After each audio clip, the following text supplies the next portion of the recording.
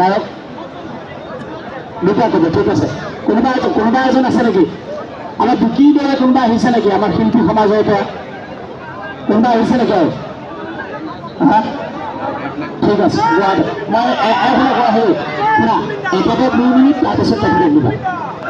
একগোট হৈছোঁ। কেতিয়াবা আমাৰ ইয়াতে অনুষ্ঠান হয়, আন্দোলন হয়, বিভিন্ন ঠাইত হয়, বলিয়া চাৰিআলিত হয়, আকৌ কেবি কলেজৰ মুখৰ আগত হয়, আকৌ মিলেনিয়াম পাৰ্কত হয়। কাইলৈৰ পৰা যাতে এই প্ৰতিবাদটো, এই অনুষ্ঠানটো কেৱল ইয়াতে হয়। আজিৰ পৰা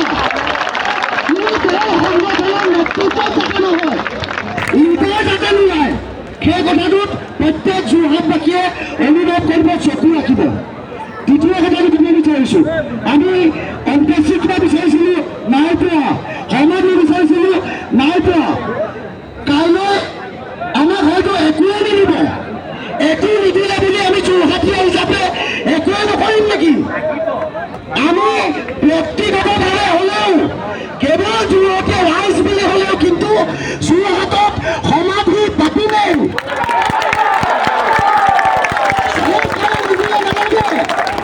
জুবিন গাৰ্গৰ ঘৰৰ মানুহে নিদিলে নালাগে।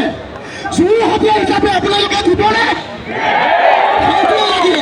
আমি যোৰহাটীয়া হিচাপে পাতিম, ইয়াতে পাতিম, নিজৰ জন্ম ঠাইত পাতিম। দ্বিতীয় এটা কৈছোঁ, বিভিন্ন যোৰহাটৰ যেতিয়া সমাধিৰ কাৰণে ঠাই নিৰ্বাচন কৰিছিলে, আমাৰ যোৰহাটৰ কৰ্তৃপক্ষসকলৰ ফালৰ পৰা বিভিন্ন চৰকাৰী মাটি দান কৰিছিলে। কিন্তু আপোনালোক সকলোৱে কালিৰ পৰা হয়তো দেখিছে, এজন ব্যক্তিগত নিজৰ পৰিয়ালৰ মাটিৰ পৰা 10 বিঘা মাটি দান কৰিছিলে। ব্যক্তিজনে বহুতে চিনি নাপায়, মই মাত্ৰ চিনাকি কৰাই দিবৰ কাৰণে ইয়ালৈ আহিছোঁ, কাৰণ এইটো এটা মহৎ চিন্তা, এটা মহৎ উদাহৰণ। সেইজন হৈছে মই অসম নাট্য সন্মিলনৰ এগৰাকী সাধাৰণ কৰ্মী, অসম নাট্য সন্মিলনৰ কাৰ্যকৰী সভাপতি। মই থিয় হৈ দিবলৈ অনুৰোধ জনাইছোঁ মানস প্ৰতিম দত্ত। 10 বিঘা মাটি নিজৰ মাটি দিম বুলি কৈছে। গতিকে যদি জুবিনৰ পৰিয়ালে বিচাৰিছে, যদি ৰজা ঘৰে বিচাৰিছে, ৰাজহুৱা শ্মশানত খুৱাই যাব, খুৱাই থাকক, আপত্তি নাই। ৰজাক যোৰহাটত খুৱাম।